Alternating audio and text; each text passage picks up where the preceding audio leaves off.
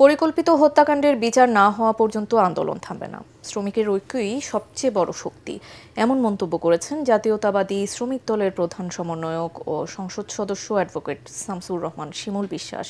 ব্রাহ্মণবাড়িয়ার কসবায় উত্তরা ব্যাংকের principal officer Ariful ইসলামকে পরিকল্পিতভাবে হত্যার প্রতিবাদে মতিঝিলে বিক্ষোভ সমাবেশ করে বাংলাদেশ ব্যাংকস এমপ্লয়িজ ফেডারেশন।